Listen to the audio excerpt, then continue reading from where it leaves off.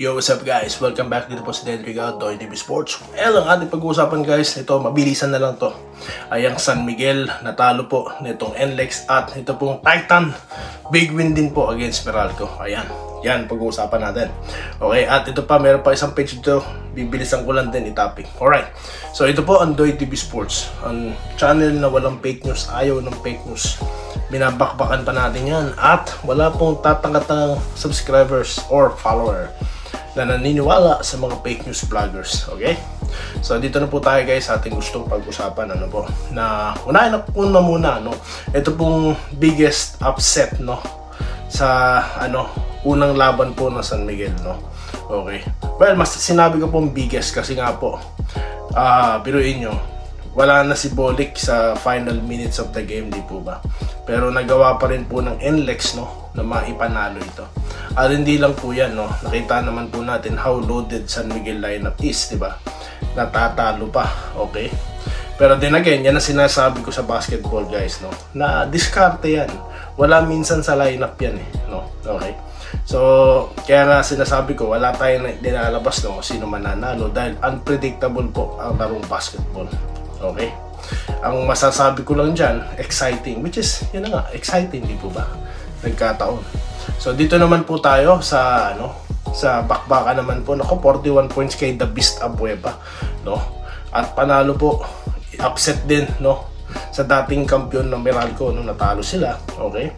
Netong Titan. Well, di na po tayo nagulat, dahil sabi ko nga sa inyo, meron silang Abueva, The Beast, meron silang Monson, di po ba? So, solid lineup pa rin po itong Northport, okay? Kasi nga po, sabi ko sa inyo, nagbabagong bis. Ngayon, ito na naman po, yung mga mga insinuator, yung mga nagmamagaling na vlogger, Keso nagsisisi daw ang Magnolia. Alam nyo guys, bago po na final ang decision, may mga plans na, yun na nga lang po, may mga bagay na hindi inaasahan, hindi naman nila akalain na iiwan sila niya, Navarro, di po ba? Kung alam nila yun, hindi nila gagawin yung trade, At then again, isipin po natin, sinong i-score sa Northport, di ba? Wala na nga si Tolentino dyan, di po ba?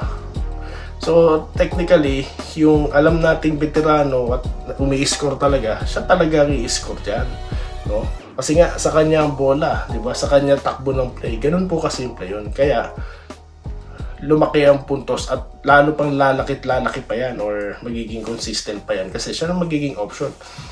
Kumpara po sa Magnolia noon, hindi, ang dami nila dun So, ganun po kasimple yan, Ganyan po. Okay? Ganyan po yung pag-aanalisa, hindi yung nagsisisi ngayon ng Magnolia, I don't think so, Okay, so yan po, Congratulations po sa mga nanalo, okay?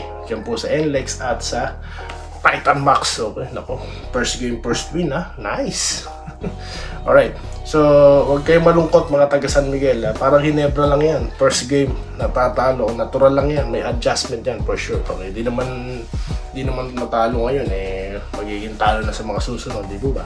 Alright, so dito naman tayo sa gusto ko pong i-topic na page, Ito po, isa po ito sa mga dahilan kung bakit po nalilito yung ibang mga kawawang viewer po, na kung hindi tayo mapapanood, mamimislead po ng mga ganito pong klase ng pagkokomento. Ito po yung pagkokomento ng wala pong, parang walang kamalay-malay po sa sinasabi niya, Katulad po nito, sinasabi niya malaki daw pong pagkakamali na Hinebra na itinirade ito si Stan Hardinger.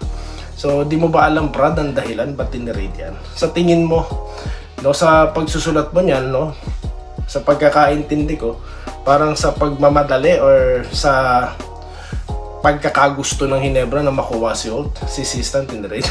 Yan ba yung pagkakaintindi mo? Yan ba ang pagkakaalam mo? Yan ang mahirap pag nagsasalita ka nang wala kang alam sa sinasabi mo. Yan pong si Stan Hardinger, na-trade po yan kasi nga, mismo sa bibig na po ni Coach din po kung manggaling, na masusolve yung problema, or masusolve yung anuman pong nangyayari sa loob kung maghiwalay na sila ng landas, Hinebra at si Stan. May nangyayari po sa loob na hindi mo alam. Sinabi na nga ni Coach Tim Cole. Ngayon, is a wise decision po, no, na i-trade siya sa mga talents like Holt at Abarrientos. Kasi naman po, kapag kinuha na naman si Holt at si Abarrientos na bench player lang kapalit, ayan na naman po yung mga haters, kukuda na naman. So yun po yun, parang wala pong iniwan yan nang itinrade si Shaq. Di po ba? Multiple talents ang kapalit. So ganun po kasimple. Nahirapan ng Lakers, yes.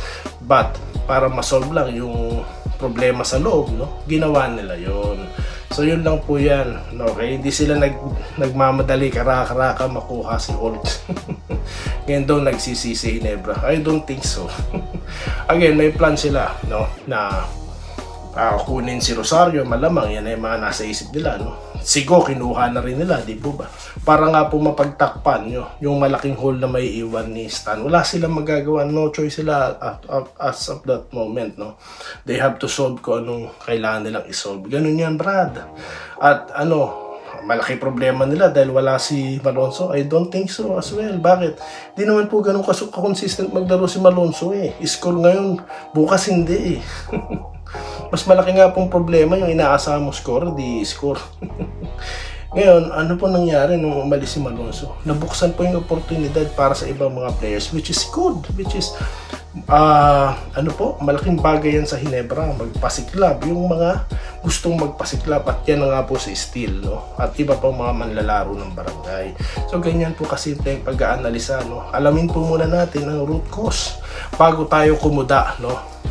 At sa mga subscribers nyo, mga viewers dyan, no, sabi ko sa inyo, no, mag-research kayo, hindi lang isang tao, hindi lang isang vlogger.